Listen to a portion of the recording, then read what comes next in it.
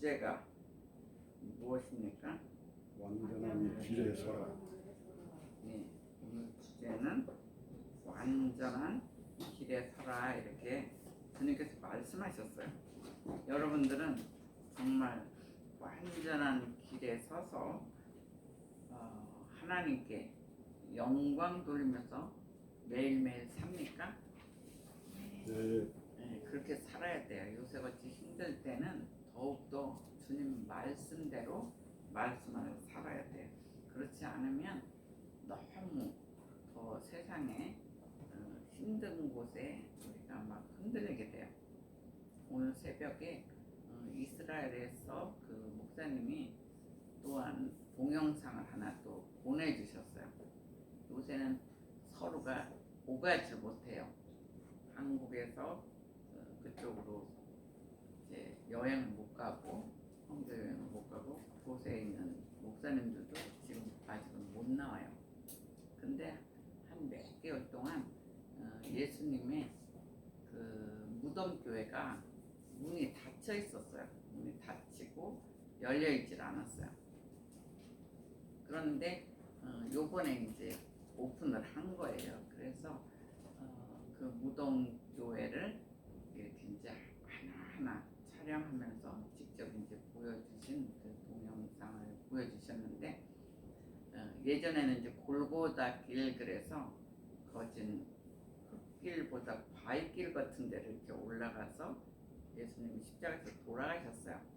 근데 이제 요새는 이렇게 계단으로 돼 있어요. 계단으로 이렇게 돼서 십자가에 이렇게 달려 계시고 옆에는 유리관으로 이렇게 돼서 그때 그 돌들 있잖아요. 이제 흙길보다 돌길이에요. 근데 그런 그때 상황의 돌들을 옆에 이제 유리관에 이렇게 보여져요. 그래서 이렇게 쭉 올라가면 예수님이 정말 힘없이 십자가 이렇게 매달려 이렇게 고개를 숙인 그 모습을 보게 돼요. 그래서 그 모습에 저도 하나하나 골고다 가는 마음으로 계단 하나하나를 올라갔어요.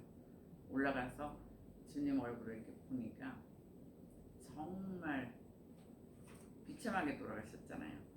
근데 그것은 바로 우리를 사랑해서 그렇게 하신 거잖아요. 우리가 죄가 얼마나 넘치면 예수님이 대신 십자가에 돌아가신 거예요. 그래서 한 사람 한 사람 생명을 살리기 위해서 십자가에 돌아가셨고 그 옆에 또 이렇게 보면은 예수님의 어머니 마리아가 성모 마리아가 이렇게 이제 그 조각상이 있는데 왼쪽 가슴 심장이잖아요. 거기에 하트를 이렇게 조각에다가 하트를 하고 그 예수님의 그 십자가 모형이 그 하트에 이렇게 꽂혀 있는 그런 것을 보여줬어요. 그러니까 그 어머니로서는 자기 자녀가 십자가를 지니까 그 가슴이 얼마나 힘들었으며 또 예수님 사랑하는 그 마음이 굉장히 느껴졌어요.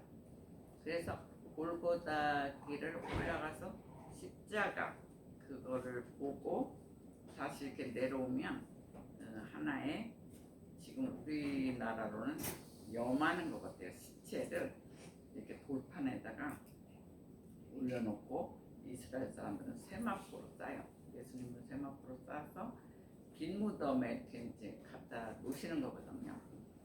그런데 지금 관광객들이 그렇게 많진 않아요. 근데 그 돌판이 있어요. 예수님 시절에 예수님을 이렇게 눕혔던 그 이제 곳이 있는데 지금도 가끔씩 이스라엘 사람들 같아요. 그분들이 이렇게 와가지고 그 돌판에다가 입을 맞추면서 무릎 꿇고 기도하고 가요.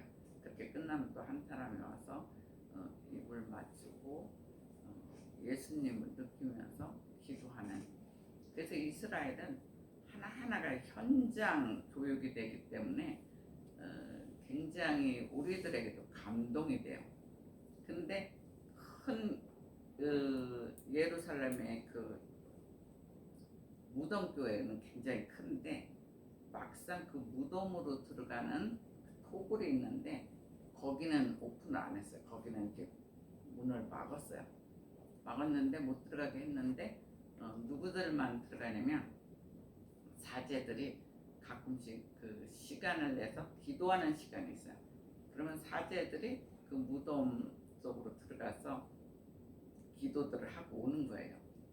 근데 이 목사님은 그것까지 이제 찍어서 보여주고 싶어서 막 기도하면서 그 앞에서 이제 서성거리고 있으니까 거기 사제 한 분이 나와서 왜 이렇게 이제 서성거리냐 그러니까 이거 한국의 이 무덤 그 빈무덤을 보여주고 싶은데 옛날에는 사람들이 와서 직접 봤지만 지금 이래서 이제 사진을 못 찍어서 지금 내가 그렇게 딱 그랬더니 그 사람이 그러면은 그 이제 동영상 찍는 그 카메라를 달라 그래요. 자기가 자세히 찍어가지고 갖다 주겠다고 그러면서 조용한 가운데 하나하나 이렇게 보여줘요. 근데 제가 갔을 때는 진짜 토굴 같은 크지도 않고 이렇게 고개를 숙이고 들어가야 돼요. 그 토굴에 들어갈 때는 고개를 숙이고 들어가는 거는 하나의 우리한테는 예수님 그분을 빈무덤처럼 보려면은 우리는 겸손한 마음으로 들어가야 된다 이런 식으로 대부분 상징적으로 그렇게 또 짜고요. 그래서 이렇게 좀 들어가면 그때 갔을 때마다 그냥 토굴에 크지도 않아요. 굉장히 조그만 제가 있는 그 선 정도예요. 작은 무덤인데 앞에는 사진이 한 2개 걸려 있고 촛불이 하나 정도 있고 이렇게 굉장히 아주 겸허하다 할까? 하여간 그런 분위기였어요. 근데 이번에 갔더니 위에서부터 막 휘황찬란하게 천장을 멋지게 꾸미고 촛대도 막 금촛대도 놓고 아주 조각 같은 거 여러 가지 장식품들을 화려하게 놨더라고요. 근데 그 속에서 이제 사제들이 그래도 마음은 이제 주님을 만나는 기분으로 거기서 이제 기도들 하고 이렇게 오시는 거예요.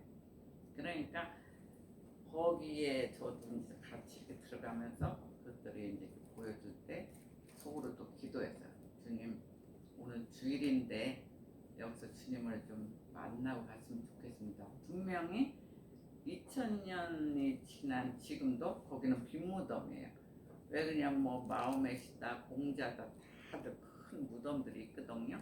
근데 예수님 무덤은 작지만 분명히 빈무덤이다. 그 비어 있다는 건 뭐냐면 결국 천국으로 승천했다는 뜻을 얘기해요. 그 수천 년 동안 진짜 여기 땅에 있으면 못 찾는 게 기적이에요. 사실은 요새는 얼마나 발달돼 있어. 한 사람이 시신이 저거 됐다 없어졌다 그러면 쉽게 찾는 이런 시대에 2000년 동안 아무도 못 찾았어요. 그럼 분명히 승천하셨고 승천하고 와서 또 제자들을 만났잖아요. 그 무덤교회를 또 이렇게 보여줘요. 그리고 지하로 들어가서 또 지하를 지금은 옛날에는 지하를 이렇게 개발을 안 했는데 지금은 점점 보수공사를 하면서 점점 더 멋있게 짓고 있어요. 근데 그 지하에 가면 예수님이 십자가에 달리기 전에 맞았고 묶였던 곳들이 보여져요. 그래서 다리가 이렇게 착고에 구멍이 뚫려서 다리 착고 했던 곳도 있고 제가 갔을 때는 이렇게 토굴 같은 이렇게 됐는데 거기에 이렇게 이제 매달려가지고 매 맞는 곳도 있어요. 근데 대부분은 매를 맞아도 다리가 땅에 닿잖아요. 닿아서 맞으면은 사실 그래도 덜 힘든데 때릴 때도 어떻게 때리냐면 예수님을 바닥에 발이 안 닿게 이렇게 발이 띄어 있는 거예요. 그래서 손이 묶여 있으니까 자기 몸무게의 고통과 맞고 그러니까 십자가에 달릴 때는 거진 혼수 상태 같이 이렇게 달려서 가요. 그리고 거기에 또 사제들이 예배하는 곳도 그 토굴 속에 잘 준비하고 지금 보수공사라고 더 잘하려고 이제 우리 때 없었던 것들을 많이 또 만들어 놨더라고요. 그래서 그런 거 하나하나 보면서 예수님은 정말 고통스럽게 돌아가셨구나. 그리고 마리아는 자기 아들을 또한 십자가에 못 박았을 때 얼마나 힘들었을까. 그 현장을 이제 제가 이렇게 봤을 때는 하나하나를 이제 밴드에 또 올리려고 해요. 그래서 그런 것을 보면서 여러분들이 기도를 하면 만약에 토굴이다 그러면 토굴 속에 가서 예수님을 만날 수 있도록 여러분들이 기도를 해야 돼요. 그리고 이스라엘을 위해서도 많이 기도해야 돼요. 지금 그래도 이런 거를 통해서 조금씩 또 전도되고 있어요. 그래서 좋은 계기가 되어 있고, 그래서 이렇게 보면은 그날 사실은 이런 것이 뭐 한참 있다가 한 달에 한두 번 그런 동영상을 볼 수밖에 없는데, 코로나 때문에 그분들이 매일매일 찍어가지고 제 코드에다 계속 넣어줘요. 근데 신기하게도 제가 말씀을 준비가 끝나면 그거와 연결된 그림이 나오는 거예요. 저번에도 전도서 솔로몬 그 말씀을 가지고 전하니까 또 솔로몬의 기브온의 동영상을 또 보여주고 이제 이래요. 그래서 그런 것도 보면 정말 세계는 하나고 우리가 기도하면 그 현장을 실제 하나님 보여주시고 또 그걸 통해서 우리가 만나야 돼요. 그러니까 만나는 게 말씀을 듣고 기도하면 만날 수가 있어요. 바로 주일날은 더 그래요. 주일이 우리가 이렇게 오는 게 말씀을 통해서 주님을 만나든 어떤 사람 찬양을 통해서 만나든 다 각자 만나는 코드가 있어요. 그건 왜냐하면 성령이 임해요. 이렇게 성전에서 성령이 임해서 만날 수가 있어요. 근데 이제 집에서 예배를 드리면 조금 이렇게 그런 타치가 조금 적지요. 물론 이제 집에서도 경건하게 말씀 듣고 예배 드리고 이제 그렇게 해야 돼요. 그래서 우리가 힘든 때지만 오히려 더 영적으로 더 우리가 더 느낄 수 있는 계기를 또 해주고, 그 현장들을 힘든 이야기들을 선교사님들이 또 보내주면 같이 기도하고 이런 좋은 시간도 사실 있었어요. 그래서 이 본시는 다윗의 시예요. 그 당시 왕으로 있었잖아요. 근데 그분은 신정 국가의 왕으로서 정치 철학을 담고 있는 이 시는 군왕시예요. 어떤 거는 찬양시, 어떤 시편은 감사시, 뭐 여러 가지 있는데 이것은 다윗의 시로서 왕의 시라는 거예요. 군왕시예요. 근데 다윗은 하나님의 인자와 공의를 구해요. 하나님 그러면 다윗에게는 하나님 그러면 인자신 하나님, 또 공의로운 하나님, 또 공의나 정의는 뭐 같은 뜻이에요. 그런 하나님을 구하는 그 겸허한 신앙인의 모습을 오늘 시편 101편을 통해서 계속 나타내고 있어요. 그는 겸손한 자세로서 하나님 앞에서 완전하게 행하려고 했다는 거예요. 그렇게 노력하면 살았어요. 완전하게 하나님 앞에서는 완전하자 이렇게 노력을 하며 살았어요. 그리고 완전한 길에 주의하기 위해서는 하나님께 4가지 약속과 맹세가 있어요. 그래서 우리도 우리 보고 왕 같은 제사장이라고 하잖아요. 우리도 왕 같은 제사장이다 이렇게 얘기를 하기 때문에 우리도 4가지 하나님하고 4가지 약속을 지키라고 주님께서는 이 시간을 통해서 말씀하고 계세요. 현대를 사는 저희들에게 주시는 첫 번째 메시지는 너희는 4가지 약속을 지켜라 이렇게 얘기해요. 4절 다 같이 한번 읽어주세요. 악한 마음이 내게 떠나가시니 악한 일을 내가 하지 아니하리라. 예, 4절은 간단하게 이야기는 되어 있지만 사실은 4가지 중요한 약속이 있어요. 남편들에게는 아내에게 좋은 남편이 되라 이렇게 얘기해요. 그러면 거꾸로는 남편에게 좋은 아내가 되라 이렇게 되는 거죠. 그리고 자녀에게는 훌륭한 아버지가 되래요. 그러니까 아내는 또 자녀에게는 훌륭한 어머니가 되라는 거예요. 결혼하신 분들은 지금 그렇게 살고 있습니까? 네. 자녀에게는 진짜 훌륭한 아버지 어머니 그리고 아내에게 좋은 남편 되라고 그게 이제 첫 번째 주님이 우리들에게 원하는 그 약속이에요. 그리고 두 번째는 너희들이 윤리적이나 도덕적인 모범이 되라고 얘기하고 있어요. 이 땅은 막 윤리와 도덕이 지금 막 무너지고 있어요. 근데 하나님이 원하시는 것은 윤리적, 도덕적인 모범이 되라 이렇게 얘기를 해요. 그러면서 도덕적으로는 의무를 지키라고 얘기하는 게 두 번째 약속이에요. 그리고 세 번째는 하나님이 함께 통치하신다는 거예요. 이스라엘 그 나라는 하나님이 함께 하는 통치하는 것이에요. 산돌교회도 하나님이 함께하는 통치하는 교회란 말이에요. 그래서 다윗은 누구를 미워했냐면 배도자의 행위를 미워해야 한다고 그랬어요.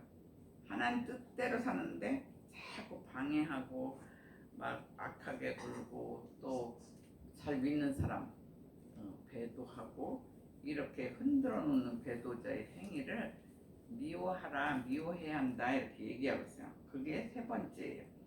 그래서 배도자의 행위는 아소세팀이라고 해요. 한번 따라해보세요. 아소세팀. 예, 아소세팀은 무슨 소리냐면 벗어난 행위예요. 벗어난 행위. 즉 정도에서 벗어난 그릇된 행위. 우리가 살다 보면 영적으로 충만할 때도 있지만 그 정도에서 완전히 벗어나서 그릇된 행위로 살 때가 있다는 거예요. 그것을 아소세팀이라고 해요. 그리고 마지막 네 번째는 스스로 악한 일에 연루되지 않을 것. 그러니까 스스로 악한 일에 연루되지 말라는 거예요. 근데 어느 때는 막 사업하다 보면 그 한순간에 이거 조금 눈 감으면 또 돈을 많이 벌 수도 있다 뭐 이렇게 느낄 때도 있어요. 그러다 보면 악한 마음이 좀 들 때도 있어요. 근데 스스로 악한 일에 연루되지 말라고 얘기하고 있어요. 그렇기 때문에 사특한 마음이 들지 않도록 주의하라 이렇게 주님은 말씀하고 있어요. 왜냐하면 악한 자를 마귀가 좋아해요. 마귀가 한번 예수를 잘 믿는 사람한테도 잘 와요. 예수를 미지근하게 믿는 사람은 오히려 마귀가 안 건들 때도 있어요. 근데 막 열정적으로 예수를 믿고 잘 믿으면 오히려 그 사람이 잘 믿으면 많은 사람을 전도하잖아요. 그러니까 막 흔들어가지고 악하게 만들고 그렇게 해서 악한 자는 마귀가 좋아한다. 그걸 우리가 느껴서 악한 일에 스스로 연루되지 말라고 분명히 얘기하고 있어요. 그래서 우리는 하나님께 그 4가지 약속을 잘 지키는 성도들이 되시기를 주의 이름으로 축원합니다. 아멘. 그리고 두 번째 메시지는 너희는 맹세하라 그랬어요. 너희는 맹세하래요. 5절 한번 읽어주세요.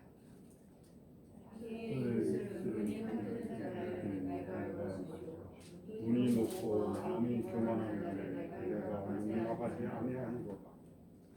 예, 자기 이웃을 은근히 헐뜯는 자 내가 멸할 것이요 눈이 높고 마음이 교만한 자는 내가 용납하지 아니하리로다 그래요.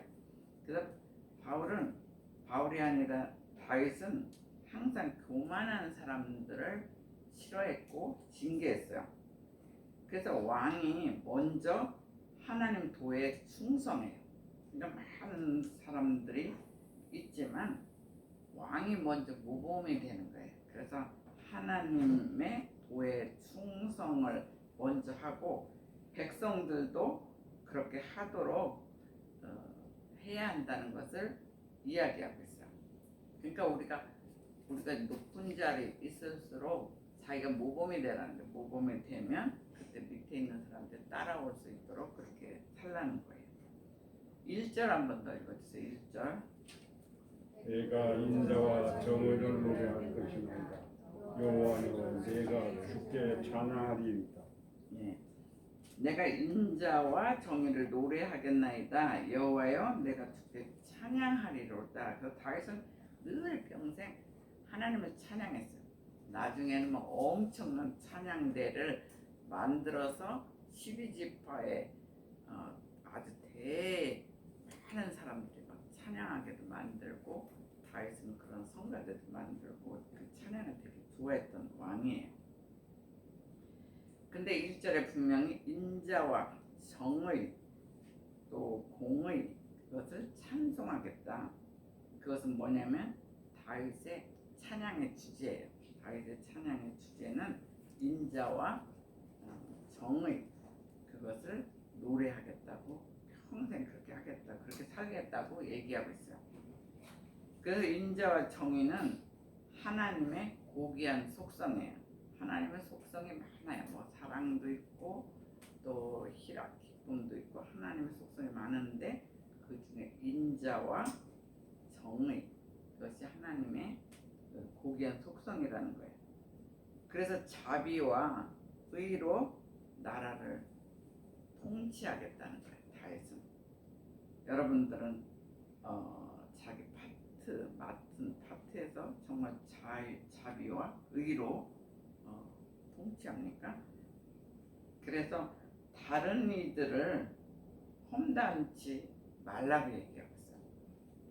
다윗을 통해서 하나님은 다른 사람들이 험담하는 거 그거 별로 안 좋아해요. 그래서 다른 이들을 험담치 말라고 하고 또 공중에 평화와 정의가 깃들도록 궁중에 평화와 정의가 깃들도록 또한 아첨꾼들을 없애라고 얘기하고 있어요.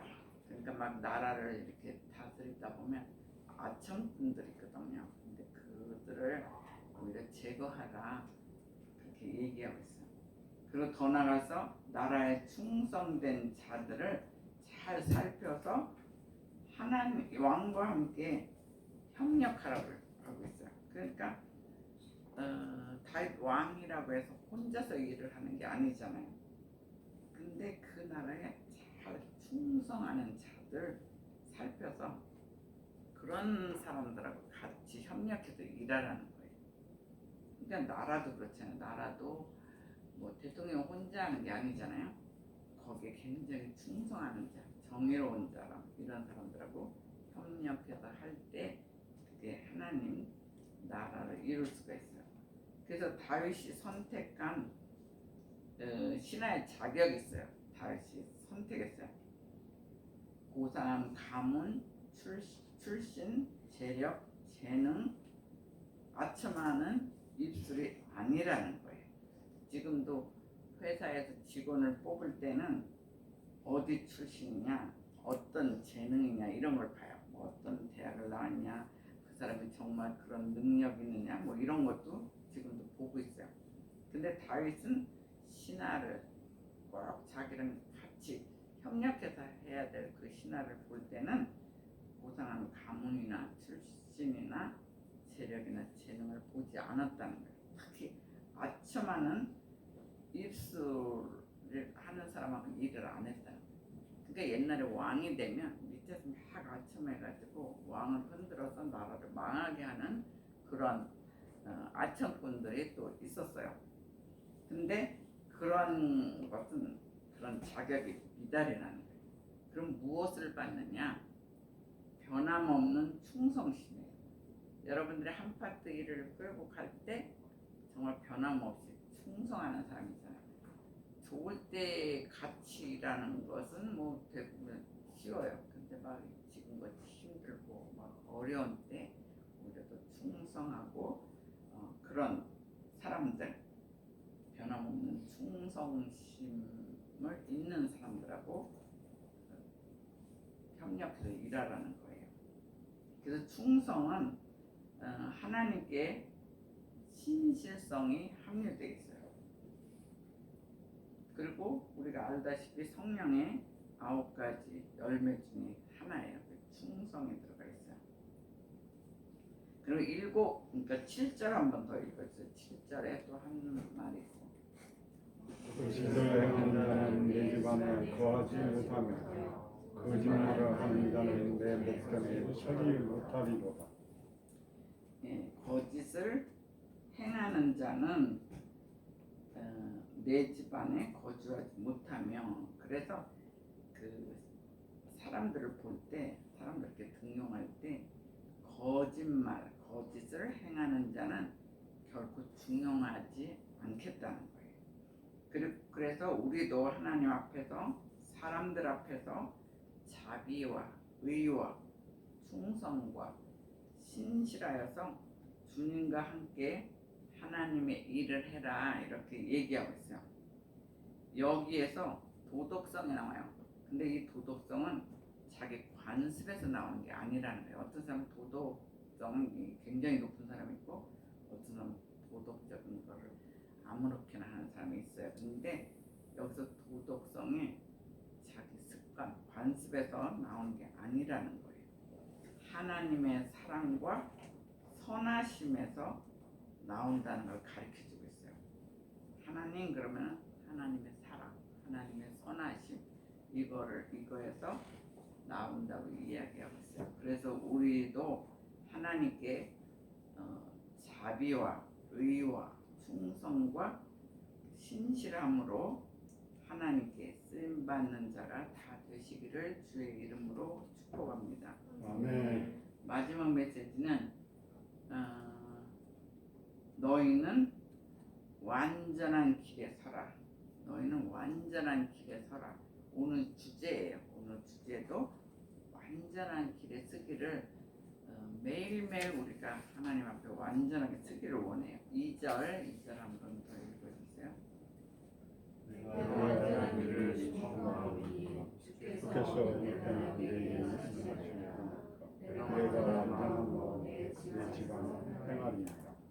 예, 얼마나 그러고 싶으면 완전한 길을 주목한다고 하고, 또 내가 완전한 마음으로 내 집안에 행하겠다, 이렇게 완전하다는 단어가 2절에 2번이나 강조되어 있어요. 그렇다면 완전한 길은 아스킬라, 한번 따라해보세요. 아스킬라, 메데크, 타민. 네, 그러면 여기서 아스킬라는 무슨 소리냐면 헤아리다, 가르치다, 누구를 이렇게 가르치잖아요. 그런 것을 아스킬라라는 단어를 써요. 그래서 지혜롭게 행하다는 거예요. 그러니까 누구를 가르치고 막 헤아리고 이렇게 할 때 아스킬라는 지혜롭게 행하다. 그리고 탐임은 어떤 고결함을 얘기하죠. 어떤 고결함. 그러니까 흠없는 행동. 우리들 살다 보면 어떤 면은 되게 고귀한데 어떤 면은 무너진 부분들이 있어요. 근데 흠없는 행동을 하라는 것이 탐임이에요. 그래서 나는 온전한 행동 방식의 규범을 따라서 지혜롭게 행하겠다, 이렇게 얘기하고 있어요. 그래서 신정국과 이스라엘을 하나님 뜻에 합당하게 그런 나라로 이끌어 가고자 했던 그 경건한 왕의 각오예요. 그래서 우리도 한 파트에서 뭐 집에서 아버지가 되고 또 어머니가 되고 회사에서는 또 사장이 되고 뭐 여러 가지 우리 파트가 있어요. 근데 다윗처럼 하나님을 섬기라는 거예요. 어느 곳에 있든지 가정에 있든지 회사에 있든지 하나님을 섬기고 하나님과 동행하고 하나님 뜻에 합당한 그 일터로 이끌어 가라고 오늘 얘기하고 있어요. 그래서 주께서 언제나 내게 임하시나이까 그것은 하나님께서 내게 임하실 때는 나는 완전한 행동 방식의 규범을 따라 지혜롭게 행하라고 얘기하고 있어요. 그게 바로 고결한 정치의 길이고 또 고결한 우리 한파트 회사나 뭐 거기 어디든지 고결한 길이다 이렇게 얘기하고 있어요. 근데 우리 마음대로 되진 않아요. 우리가 막 정말 고결한 길 가고 싶고 흠없는 삶 살고 싶고 정말 생명의 길을 가고 싶은데 하다 보면 그 위에 분들이 만약에 자기가 직원이면 위에 사람들이 너무 믿음이 없다든가 너무 힘들게 해가지고 밑에 사람들 굉장히 힘들게 할 때도 있어요. 또 특히 예수도 안 믿고 그러면은 그게 이제 한두 번이 아니라 계속 쌓이면은 우리가 그냥 하나님 뜻대로 살라다가도 울컥울컥하고 화나는 것도 있고 또 거꾸로 위에 사람이 있는데 밑에 사람이 너무 안 따라줘서 윗사람이 또 힘들 때도 있고 그래요. 그래서 우리가 어느 자리에 있든지 완전한 길에 서라는 거예요. 근데 완전하게 살고 싶잖아요. 누구나 매일매일 뭐 주님께 사랑받고 기왕에 멋지게 살고 싶은데 우리 마음대로 되지 않는다는 거예요. 그러니까 성령님을 만나야 돼요. 우리가 말씀을 보며 기도하고 계속 기도하다 보면 1년, 2년이 틀려요. 한 3년 계속적으로 5년 기도하면 하나님 만나주세요. 예수님 만나주세요. 그리고 우리한테 너는 이 길을 가라. 그리고 이 일은 여기까지다. 이제 또 그걸 잘 견디면 또 좋은 길을 또 해주세요. 하나님은 너무 우리를 힘들게 하진 않아요. 어떤 길에 힘들게 가다가도 피할 길을 또 열어주세요. 그래서 우리가 늘 기도해야 돼요. 늘 기도하다 보면 우리가 완전하게 설 수 있도록 기도하면서 성령님을 만나야 돼. 성령님을 만나고 예수님을 만나야만 우리는 완전한 길에 설 수가 있어요. 그러니까 그것이 이제 믿음이에요. 행복할 때는 믿음이 잘 안 나타나요. 힘들 때 더 기도하고 기도하면 우리가 완전한 길에 설 수 있을 정도로 성령님을 만나면 고난 속에서도 우리가 힘을 얻을 수가 있어요. 그래서 출애굽기 20장 24절에 뭐라고 했냐면 내 이름을 기념하는 모든 곳에 내게 임하여 주겠다고 이렇게 얘기를 하고 있어요. 그러니까 예수 그리스도의 이름 또 하나님의 이름을 기념하는 곳에 만나 주시겠다는 거예요. 임재해 주시겠다는 거예요. 그것을 강림의 복이라고 해요. 하나님이 이 땅에 강림하시는 거예요. 예수님이 강림하시는 거예요. 그래서 강림의 복을 주겠대요. 예수 이름으로 기념하는 모든 것, 어떤 한 파트만 아니에요. 예수 이름으로 기념하는, 하나님 이름으로 기념하는 모든 곳에는 내가 너에게 임함으로 강림의 복을 주겠다. 오늘 분명히 얘기하고 있어요. 더 나아가서 하나님께 완전한 삶을 드릴 때, 내 삶을 어느 부분만 드리는 게 아니라 내 삶의 전체 완전한 삶을 하나님께 올려드릴 때 그때도 내게 임하여 복을 주리라 분명히 얘기하고 있어요. 그래서 하나님께 우리는 이 시간도 강림의 복을 받아야 돼요. 1대1로 기도 속에서 말씀 속에서 주님을 1대1로 만나는 그 축복을 받아야 돼요. 그렇게 강림의 복을 받고 먼저 자기가 받고 믿지 않는 사람들을 한 사람 한 사람 섬겨야 돼. 그렇게 되기를 주의 이름으로 축원합니다. 아멘. 그리고 더 나아가서 하나님께 남은 생에는 기쁨과 영광을 돌리는 하나님의 사람이 되시기를 주의 이름으로 축원합니다. 아멘. 네, 여러분들이 먼저 기도하세요. 내가 정말 네 가지 법칙을 약속을 지키고 살았는지